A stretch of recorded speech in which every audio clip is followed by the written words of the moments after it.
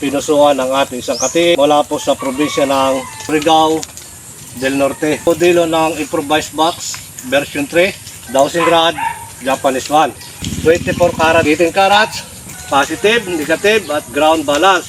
Meron po tayong booster. Dalagan po siya.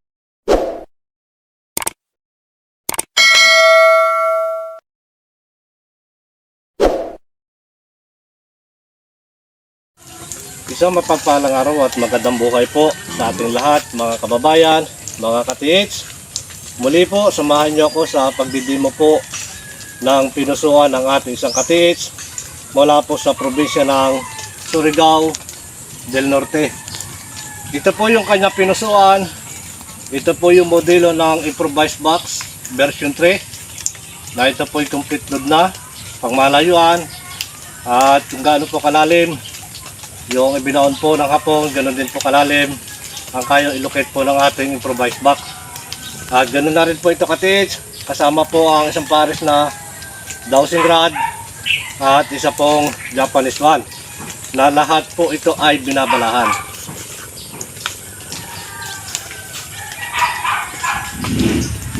Ito ka-TH, version 3 po ng improvised box. Ayan. Dito mo po siya ka-TH babalahan.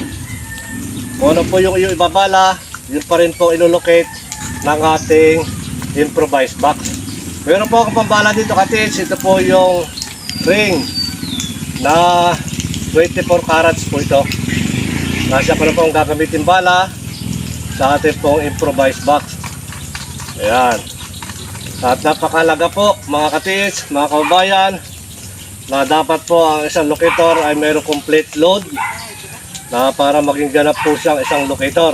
Hindi po dapat kulang ang mga load na inilalagay. At ito po yung ating ilolocate. Meron po ako ditong bracelet na 18 carats. Ayan.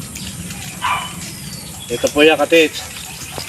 Ayan. Sa paggamit ko pa rin po ng improvised box, napakahalaga po nito. Ang tina natin ay kailangan mo ipahid ang dulo natin sa lupa. Ayan. Nagpapalakas po yan ng frequency. Mabilis po niyang mahanap. Yun po ang ating target. Ito ka-TH, pag ibabaw, ganyan na po yan. Huwag nyo na pong pahabain yan. Positive, negative at ground balance. Meron po tayong booster at pang-detect din po sa paligid. May mga angkop pa rin po kung lupa na ilalagay dito. Ito ka-TH, wala pa rin po sa baba. Ayan. Wala pa rin po sa baba. Dadaan po natin tataas. Ito pong antina, pundo. At ayan po siyang gumalaw na kanya. Ayan. Doon na po agad siya nagtuturo. Ito po ang ating improvised box. Ganun po siya kalakas ka-TH. Ayan. Ayan. At dito po ka-TH. Ayan. Ito po yung ating target. Ayan. Ka-TH. Yan pa rin po yan tuturo. Ayan. Ganun siya kalakas. Ayan. Ganun pa rin po siya ka-TH. Dalagan po siya nagtuturo ng atin pong hinahanap. Mula sa baba. Ayan. Diretso po yung ka-TH doon. Sa atin pong target. Ayan. Ganyan po kalakas yung ating improvised box. Kaya mas lamang ang load po na aking nilalagay dito dahil po ito medyo malaki. Kaya yung paggawa ko po dito ka-TH. Ayan, diretso po yan doon sa ating improvise, ating target. Ayan. At muli pa rin mga ka-TH, ito po yung lalapitan ko. Paglapit pa rin po natin ito, napakalaga po na magkaroon tayo ng ground. Extend yung kamay, huwag pa bago-bago ang pagpisil. Yan, sa paglapit pa rin po natin ito ka-TH. Yan, ito po ay iikot ng ating improvised box. Ayan, kapag ipagod pa rin po ng ating improvised box, ganyan po yan kalakas. Yan, upgrade na po ito. Ito po yung version 3 na ginagawa po ng Treasure Hunter Mindoro Gold Vlog. Yan na po ka-TH, yung pag-ating ikot ng ating improvised box. Yan, medyo mabigat po ito kaysa po doon sa ating po tripod antenna. Kaya ganyan po yan. Kapag load po natin nasa tubig, kahit po yun may gold itong bala, iikot po yan ang pakanan. So ito ka-TH, ito pa rin po yung ating dowsing rod. Nakasama pa rin po na in-order ng ating sa ka-TH.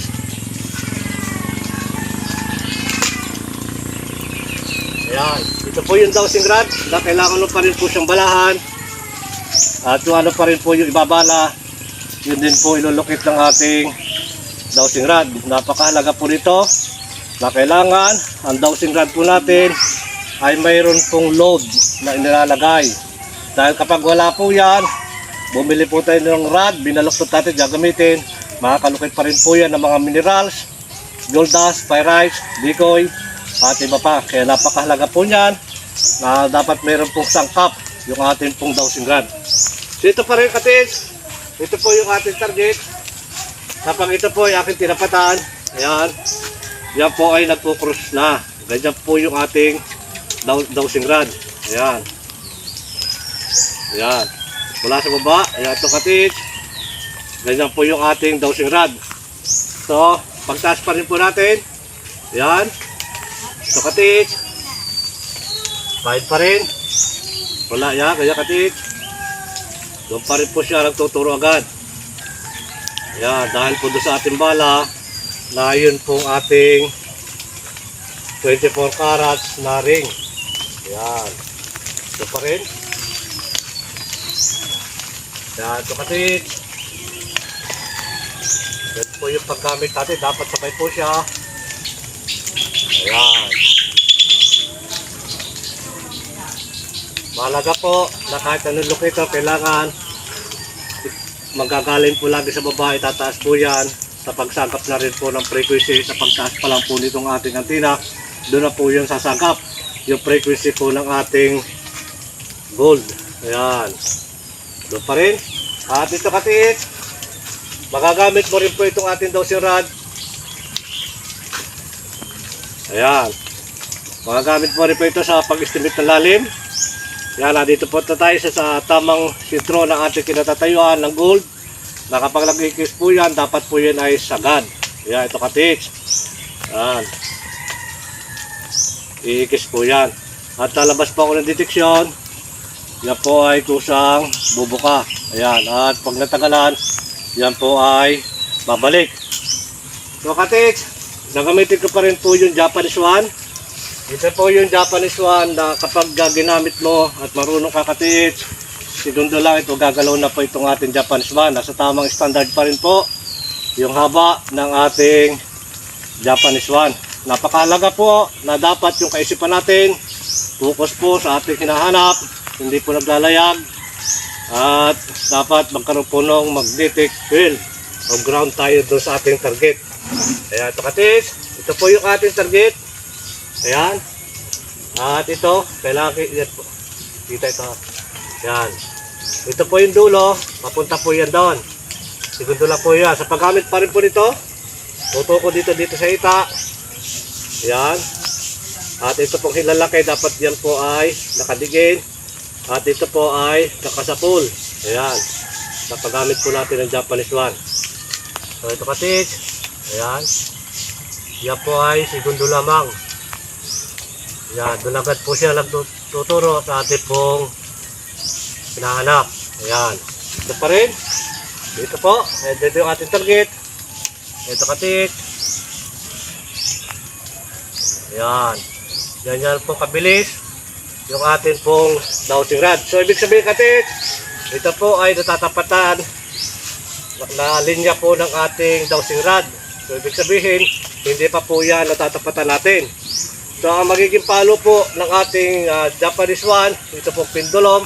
So, ibig sabihin kapag natapatan po yan, yan, yan, ganyan po yung palo ng ating pendulum. Yan, ibig sabihin, natatapatan po yan, diretso. So, kapag yan ay tinapatan mo ka-TH, ang magiging resulta po, yan, ng ating pendulum, yan na. Pag-ikot po yun ng ating ka-TH, pag-ikot ng pendulum ng Japanese one. Ganyan.